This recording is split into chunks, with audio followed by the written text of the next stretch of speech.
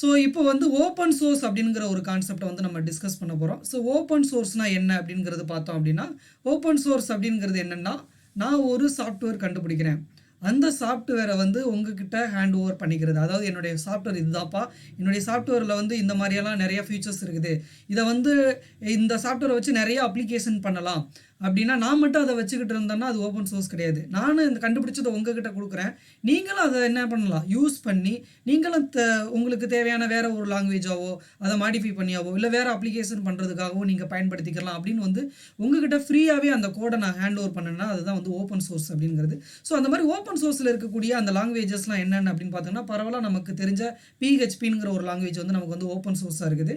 அதேமாதிரி ஜாவா அப்படிங்கிறது வந்து இன்றைக்கி ஜாவாங்கிறது நிறைய அப்ளிகேஷன் இருக்குது. ஸோ அது வந்து ஜாவா அப்படிங்கிறது என்னங்கிறதுனா ஓப்பன் சோர்ஸ் அப்படிங்கிறது நமக்கு வந்து நல்லாவே தெரியும். ஸோ இந்த ஓப்பன் சோர்ஸ் அப்படிங்கிறது என்னென்னா ரொம்ப ஃப்ரீ. அதாவது நம்ம வந்து காசு கொடுத்து வாங்கணும் அப்படிங்கிற அவசியம் இல்லை.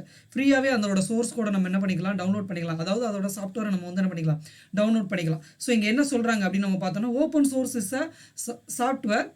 It is a type of computer software in which source code is released under a license. பார்த்துக்கோங்க, அந்த சோர்ஸ் கோடை வித் லைசன்ஸோட ரிலீஸ் பண்ணணும்.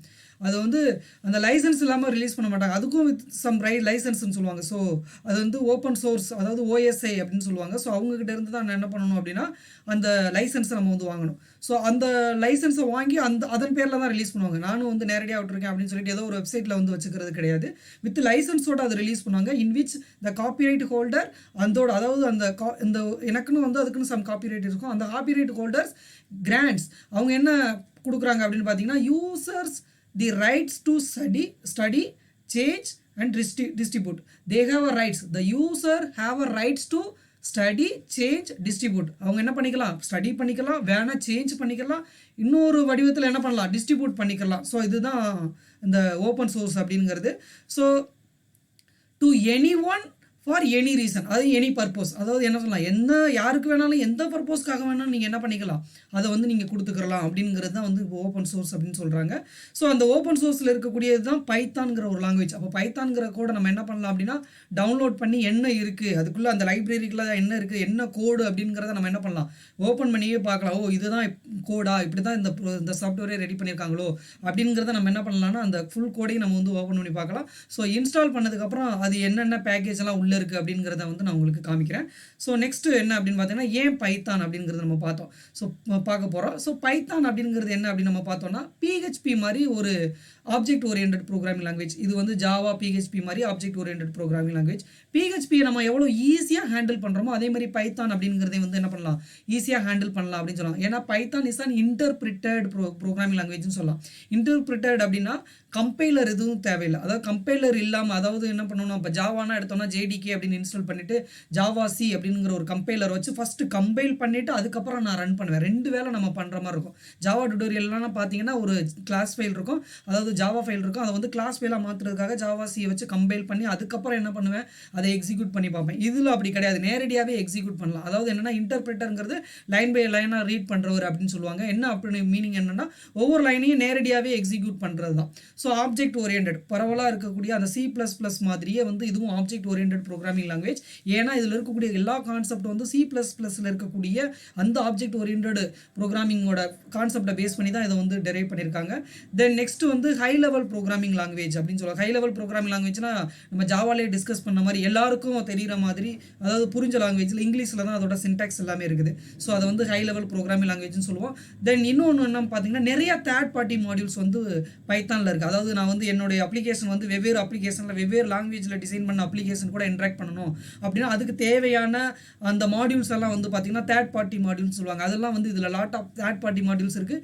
எக்ஸ்டென்சிவ் சப்போர்ட் லைப்ரரிஸ் இருக்குது. அதாவது neural network, data science, machine learning, இந்த மாதிரி நிறையா நான் போகிறேன் அப்படின்னா அது அந்த இமேஜ் ப்ராசஸிங், இந்த மாதிரி நிறையா இருக்குது. அதாவது சயின்டிஃபிக் ரிலேட்டட் ஓரியன்டட், இந்த மாதிரி நிறைய ஏரியாவுக்கு கவர் பண்ணுற மாதிரி அந்த ஏரியாவில் அப்ளிகேஷன் பண்ணுற அளவுக்கு நிறைய லைப்ரரி ஃபைல்ஸ் இருக்குது.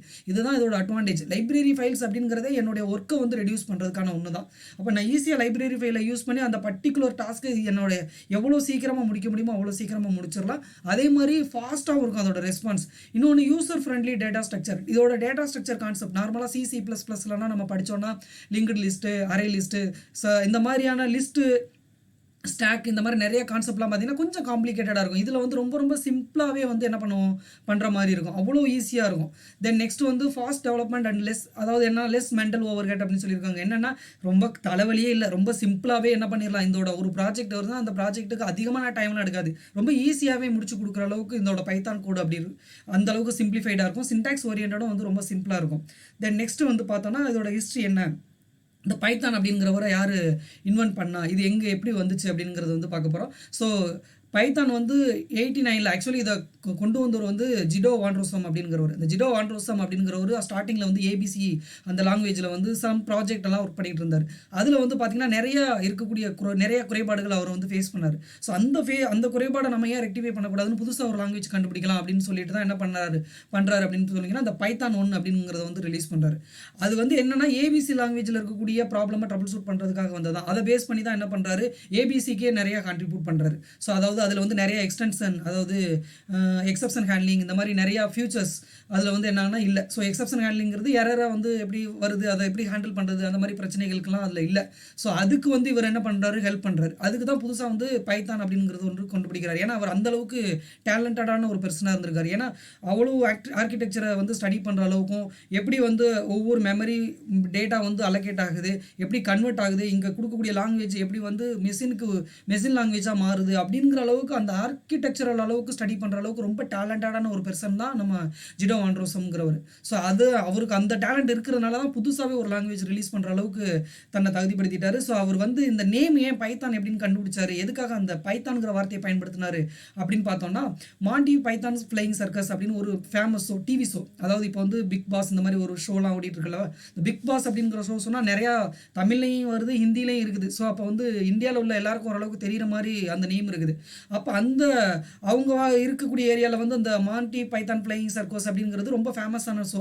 அதில் பைத்தான்கிற வார்த்தை வந்து ரொம்ப ரொம்ப ஃபேமஸான ஒரு வார்த்தை. அதனால் அந்த பைத்தான்கிற வார்த்தை எடுத்துக்கிட்டாரு. இந்த பைத்தானுக்கும் அந்த மலைப்பாம்புக்கும் எந்த சம்மந்தமும் கிடையாது. மலைப்பாம்புக்கு பேஸ் பண்ணி பைத்தான்கிற வார்த்தை எடுக்கல. இந்த டிவி ஷோவை பேஸ் பண்ணி அதில் இருக்கக்கூடிய ஒரு வார்த்தையை தான் எடுத்து என்ன பண்ணுறாரு, பைத்தான்கிற லாங்குவேஜை வந்து 1994 வந்து ரிலீஸ் பண்ணுறாரு. ஸோ அதுக்கப்புறம் நம்ம பார்த்தோம்னா பைத்தான் 2 அப்படிங்கிறது வந்து அதாவது ஆப்ஜெக்ட் ஓரியன்ட் அந்த மாதிரி சுச்சுவேஷன்லாம் போகிறாங்க அப்படின்னு நம்ம பார்த்தோம்னா, அதாவது மெமரியை வந்து நிறைய ஆக்குபை பண்ணிகிட்டு இருக்கோம். ஸோ ஆப்ஜெக்ட் வந்து என்ன ஆகும்னா, அந்த ஆப்ஜெக்டை அதாவது ரிலீஸ் பண்ணணும். அது வந்து கார்பேஜ் கலெக்ஷன் சொல்லுவாங்க. அந்த மாதிரி கான்செப்ட்லாம் என்ன பண்ணுறாரு அப்படின்னா அந்த பைத்தான் 2 அப்படிங்கிறதுல இன்ட்ரடியூஸ் பண்ணுறாரு. தென் பைத்தான் 3 வந்து அதுக்கப்புறம் வந்து 2008 கொண்டு வராங்க. பைத்தான் 3 வந்து பார்த்தீங்கன்னா பைத்தான் 2ஓட கம்ப்ளீட்லி சின்டாக்ஸ் வந்து டோட்டலாக டிஃப்ரெண்ட்டாக இருக்கும். இதுக்கு ஒரு வீடியோவே நம்ம போடலாம், பைத்தான் 2க்கும் 3க்கும் என்ன டிஃப்ரென்ஸ் இருக்குது அப்படிங்கிறது. ஸோ எதுக்காக அப்படின்னு நம்ம பார்த்தீங்கன்னா, தேவையில்லாத அதாவது என்ன டூப்ளிகேட் மாடியூல்ஸ் இந்த மாதிரியான டூப்ளிகேட் கோட்ஸ் எல்லாம் வந்து அதாவது ரிப்பீட்டடாக வராமல் அவாய்ட் பண்ணுறதுக்காக வந்து பைத்தான் 2 அப்படிங்கிறது வந்து ரிலீஸ் பண்ணுறாங்க. ஸோ அதே மாதிரி இந்த பைத்தான் 3 ரிலீஸ் பண்ணுறாங்க. இந்த பைத்தான் 3ல என்னென்ன இருக்குது அப்படின்னு பார்த்தீங்கன்னா, நிறையா இதை வந்து it is a multi paradigm லாங்குவேஜ்னு சொல்கிறாங்க. It offerings developer the option of object orientation, structure programming and functional programming சொல்லுவாங்க. ஆக்சுவலி மல்டி பாராடிம்னா நிறைய எக்ஸாம்பிள்ஸ் இருக்கக்கூடிய ஒரு லாங்குவேஜாக இருக்குது. ஆப்ஜெக்ட் ஓரியன்டேஷன், அதே மாதிரி வி கேன் ரைட் சேம் கோடை வந்து ஆப்ஜெக்ட் ஓரியன்டாகவும் எழுதலாம் வித் ஸ்ட்ரக்சர்டு. அதாவது என்னென்னா சி இருக்கிற மாதிரியே ஸ்ட்ரக்சர் ஓரியன்டாகவும் எழுதலாம், ஃபங்க்ஷனல் ஓரியன்டாகவும் நம்ம என்ன பண்ணிக்கலாம், இந்த கோடை எழுதிக்கலாம். ஸோ அந்த மாதிரி 3 விதமாகவும் நம்ம பயன்படுத்திக்கலாம். நீங்கள் வந்து ஆப்ஜெக்ட் ஓரியன்டாக பண்ணி தான் இந்த டாஸ்க்கை முடிக்கணும் அப்படிங்கிறதெல்லாம் கிடையாது. ஸோ இந்த பைத்தான் 3 அப்படிங்கிறது வந்து பார்த்திங்கன்னா நிறையா லார்ஜ் சப்போர்ட்டிவ், அதாவது என்ன சொல்லணும்னா ஈஸியாக வேலையை முடிக்கிற மாதிரி, அதாவது என்ன வெரி குட் ஆப்ஜெக்ட் ஓரியன்ட் அப்படின்னு நம்ம சொல்லலாம். சிம்பிளாக வந்து பார்த்தீங்கன்னா வெரி குட் ஆப்ஜெக்ட் ஓரியன்ட் அப்படின்னு சொல்லலாம். ஃபாஸ்ட் ரெஸ்பான்ஸ் அப்படின்னு நம்ம சொல்லுவோம் வென் கம்பேர் டு 2 விட. ஸோ இதில் தான் வந்து நம்ம என்ன பண்ணுறோம் அப்படின்னா 2 and 3 அப்படிங்கிறது இது கோடிங் வைஸ் எப்படி டிஃபர் ஆகுது அப்படிங்கிறத வந்து நம்ம என்ன பண்ணலாம்னா ஒரு தனியாக அது ஒரு வீடியோவில் நம்ம பார்க்கலாம். தென் நெக்ஸ்ட்டு வந்து நம்ம பார்த்தோம்னா யாரெல்லாம் பைத்தான் யூஸ் பண்ணுறாங்க அப்படின்னு நம்ம பார்த்தோம்னா, இண்டஸ்ட்ரியல் லைட்டு, மேஜிக் அப்படிங்கிறவங்க யூஸ் பண்ணுறாங்க, கூகுள் அப்படிங்கிறவங்க யூஸ் பண்ணுறாங்க. ஏன்னா இப்போலாம் பிக் டேட்டா அப்படிங்கிற ஒரு கான்செப்ட் சொல்கிறாங்க. நிறைய டேட்டாவை எப்படி ஹேண்டில் பண்ணுறது, ஸோ அந்த சுச்சுவேஷனில் பிக் டேட்டா அப்படிங்கிறதெல்லாம் சொல்கிறாங்க. அதாவது வெப் க்ராலிங் அந்த மாதிரிலாம் சொல்கிறாங்க. வெவ்வேறு டேட்டாவை எப்படி க்ரால் பண்ணி எடுக்கிறது, நிறைய லார்ஜ் செட் ஆஃப் டேட்டா, ஒரு பெரிய எக்ஸல் சீட் இருக்குது, இல்லைனா ஒரு ஜேசான் டேட்டாவாக இருக்குது. இந்த மாதிரி பெரிய டேட்டாவோட சைஸ் அதிகமாக இருக்குது. அந்த சுச்சுவேஷனில் எப்படி யூஸ் பண்ணுறது, ஸோ அந்த சுச்சுவேஷனில் இந்த ஃபேஸ்புக்கு கூகுள், ட்ராப்பாக்ஸ் இவங்கெல்லாம் வந்து என்ன பண்ணுறாங்கன்னா இந்த பைத்தான் அப்படிங்கிற லாங்குவேஜ் தான் பயன்படுத்திட்டு இருக்காங்க. அதே மாதிரி இன்ஸ்டாகிராம், ஸ்பாட்டிஃபை, கோரா இந்த மாதிரி இப்போ வந்து பைத்தான் லாங்குவேஜ் இல்லாத இடமே இல்லை. இப்போ பைத்தான் பேஸ் பண்ணி எல்லா கம்பெனிக்காரங்களும் பைத்தான் அப்படிங்கிறவங்களுக்கு வந்துட்டாங்க. அது மெஷின் லேர்னிங்காக இருக்கலாம், நியூரல் நெட்வொர்க்காக இருக்கலாம், அது ஆர்டிஃபிஷியல் இன்டெலிஜென்ஸாக இருக்கலாம், சயின்ஸ் டிபார்ட்மெண்ட்டாக இருக்கலாம், மெடிக்கல் டிபார்ட்மெண்ட் ரிலேட்டட் அப்ளிகேஷனாக இருக்கலாம். ஸோ எல்லாத்துலேயுமே வந்து பைத்தான் அப்படிங்கிறது வந்து இப்போ நமக்கு வந்து வந்துருச்சு. ஸோ பைத்தானை பேஸ் பண்ணி நிறைய வேலை வாய்ப்புகள் உருவாக்குற அளவுக்கு நமக்கு வந்துருச்சு. இப்போ பைத்தான் ஒன்று படித்தா வந்து தைரியமாக வந்து இன்டர்வியூ வந்து ஃபேஸ் பண்ணலாம். தைரியமாக நமக்கு வேலைக்கு வந்து நமக்கு இன்றைக்கி வந்து பைத்தான் அப்படிங்கிற ஒரு லாங்குவேஜ் வந்து ஜாப் கேரண்டியான ஒரு லாங்குவேஜ். தென் நெக்ஸ்ட் வந்து பைத்தான் வந்து எதுக்கெல்லாம் பயன்படுத்துகிறாங்க அப்படின்னு பார்த்தீங்கன்னா வெப் அப்ளிகேஷன், இன்டர்நெட் டெவலப்மெண்ட் இந்த மாதிரி இது. அதே மாதிரி சயின்டிஃபிக் ஓரியன்டடு அங்கே யூஸ் பண்ணுறாங்க. தென் நெக்ஸ்ட் வந்து டெஸ்க்டாப் டெவலப்மெண்ட்டுங்கிறது அதாவது GUI பேஸ் பண்ண ஒரு அப்ளிகேஷன் டெவலப் பண்ணுறது. அதே மாதிரி நியூமரிக் கம்ப்யூட்டிங், அதாவது நம்பை இந்த மாதிரி நிறையா இருக்குது. இது பேஸ் பண்ண லைப்ரரிலாம் வந்து பார்த்திங்கன்னா மெஷின் லேர்னிங்லாம் பார்த்தோன்னா மேட்பிளாட்டு, சைப்பை, நம்பை இந்த மாதிரி பாண்டாஸ் இந்த மாதிரி நிறைய எக்ஸ்ட்ரா லைப்ரரிஸ்லாம் இருக்குது. கிராஃப்லாம் எப்படி கொண்டு வர்றாங்க, அதே மாதிரி பெரிய லார்ஜ் சைஸ் ஆஃப் மேட்ரிக்ஸ் எல்லாம் எப்படி ஈஸியாக கம்ப்யூட் பண்ணுறது, அந்த மாதிரி நிறையா சுச்சுவேஷனில் வந்து நம்பை இந்த மாதிரிலாம் யூஸ் பண்ணிட்டு வர்றாங்க. தென் நெக்ஸ்ட் வந்து சாஃப்ட்வேர் டெவலப்மெண்ட், புதுசாக ஒரு சாஃப்ட்வேர் டெவலப் பண்ணி ரிலீஸ் பண்ணுறது. அது பார்த்தீங்கன்னா இப்போ பைத்தான்லேருந்து சைத்தான் இந்த மாதிரி நிறையாலாம் வருது. ஸோ அந்த மாதிரி software development, business application related, e-commerce இந்த மாதிரி இதில். அதே மாதிரி நம்ம முன்னாடி சொன்ன மாதிரி மெஷின் லேர்னிங், IoT, அதாவது கேம் டெவலப் பண்ணுறது, ப்ரௌசர் ஆட்டோமேஷன்ஸ் அதாவது டெஸ்டிங் ரிலேட்டடான இது, டேட்டா அனாலிசிஸ், அதே மாதிரி ஸ்கிராப்பிங் டேட்டா ஃப்ரம் வெப்சைட்ஸ்னால் வேறு ஒரு வெப்சைட்டில் இருக்கக்கூடிய அதாவது ஒரு வெதர் ரிப்போர்ட்டாக இருக்கலாம், ஒரு சென்சார் டேட்டாவாக இருக்கலாம். ஸோ அந்த மாதிரி டேட்டாவெல்லாம் அங்கேருந்து எப்படி நம்ம எடுக்கிறது, ஸோ அந்த மாதிரி வெப் க்ராலிங்னு சொல்லுவாங்க. ஸோ அந்த மாதிரி ஏரியா, இமேஜ் ப்ராசஸிங் அதாவது மேப்பிங், ஒரு ஆல்ரெடி இருக்கக்கூடிய இமேஜை இப்போ வந்து எப்படி மேப் பண்ணி பார்க்குறது, செக் பண்ணி கண்டுபிடிக்கிறது, இமேஜோட கிளாரிட்டி மாற்றுறது. ஸோ அதாவது இமேஜ் ப்ராசஸிங் ரிலேட்டட் இதெல்லாம் சொல்லுவாங்கள்ல. ஸோ அந்த மாதிரி அப்ளிகேஷன்ஸ், அதே மாதிரி மேட்லாப் ரிலேட்டட் அப்ளிகேஷன்ஸ் இந்த மாதிரி நிறையா வந்து இந்த பைத்தான் அப்படிங்கிறது வந்து நமக்கு வந்து பயன்படுது. ஸோ இது வந்து வேறு எந்தெந்த இம்ப்ளிமெண்டேஷன்ஸ் அப்படின்னு சொல்லணும்னா ஆல்ரெடி நம்ம சொல்ல போனால் சாஃப்ட்வேர் டெவலப்மெண்ட் பார்த்தீங்கன்னா சைத்தான் அப்படின்னு ஒரு லாங்குவேஜ் சொல்லியிருக்காங்க. என்னென்னா அது வந்து அதாவது ஜாவா பேஸ்டு அப்ளிகேஷன் ரன் ஆகிற மாதிரி ஜாவா வர்ச்சுவல் மெஷினில் அது அந்த பிளாட்ஃபார்மில் ரன் ஆகிற மாதிரி ஜைத்தான் அப்படிங்கிற ஒரு லாங்குவேஜ் வந்து ரிலீஸ் பண்ணியிருக்காங்க. இது எல்லாமே பைத்தான் பேஸ் பண்ணி வந்தால் தான். அதே மாதிரி அயன் பைத்தான்ங்கிறது ஒன்று, அதாவது இந்த .NET டெவலப்பர் அப்படிங்கிறவங்க C# பேஸ்டு .NET டெவலப்பர்ஸ் வந்து யூஸ் பண்ணுற அளவுக்கு அந்த அயன் பைத்தான் ஒன்று கொடுத்துருக்காங்க. தென் ஒன்று ரூபி பைத்தான்லேருந்து பை அப்படிங்கிற ஒரு லாங்குவேஜ் வந்து ரிலீஸ் பண்ணியிருக்காங்க. இது வந்து completely written in C based. Then C Python அப்படிங்கிறது வந்து ரிலீஸ் பண்ணியிருக்காங்க. இதெல்லாம் வந்து பார்த்திங்கன்னா ஒவ்வொரு அப்ளிகேஷன் ஓரியன்டாக வரக்கூடியது. இதெல்லாம் வந்து இப்போ பைத்தான்லேருந்து நமக்கு வந்து வந்த லாங்குவேஜஸ். அதே மாதிரி ரூபி பைத்தான் அப்படிங்கிறது வந்து பைத்தான் அண்ட் ரூபி இது ரெண்டையும் கம்பைன் பண்ணியே ஒரு லாங்குவேஜ் ரிலீஸ் பண்ணியிருக்காங்க. ஸோ இது வந்து நார்மலாக ஒரு லாங்குவேஜாக மட்டும் இல்லாமல் வெவ்வேறு லாங்குவேஜை வந்து அதாவது புதுசாக வெவ்வேறு பேஸ்டு அப்ளிகேஷனுக்கு வந்து வெவ்வேறு ஏரியாவில் ஜாவா பேஸ்டு அப்ளிகேஷன் தேவைப்படுது. அதே மாதிரி C லாங்குவேஜஸ் அப்ளிகேஷனில் இந்த லாங்குவேஜ் வந்து ஏன்னா அந்த அப்ளிகேஷனில் சில டேட்டா வெப் கிராலிங்காக இருக்கலாம், ஏதோ வாட் எவர் இட் இஸ் அதோட அப்ளிகேஷனுக்கு வந்து பயன்படுற மாதிரி இதோட மாடியூல்ஸை வந்து அங்கே யூஸ் பண்ணுற மாதிரி என்ன பண்ணுறாங்கன்னா இந்த லாங்குவேஜும் என்ன பண்ணுறாங்க அந்த அப்ளிகேஷன் கூட இன்ட்ராக்ட் ஆகிற மாதிரி ரிலீஸ் பண்ணுறாங்க. அதாவது ஜாவா பிளாட்ஃபார்முக்கு அதாவது யாரெல்லாம் .NET யூஸ் பண்ணுறாங்க ஸோ அவங்களுக்கு ஹெல்ப்ஃபுல்லாக இருக்கிற மாதிரி அயன் பைத்தான் அப்படிங்கிற மாதிரி லாங்குவேஜஸ்.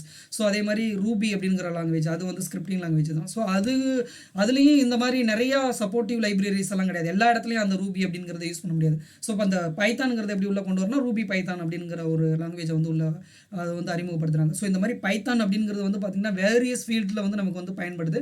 ஸோ ரொம்ப யூஸ்ஃபுல்லான ஒரு லாங்குவேஜ்.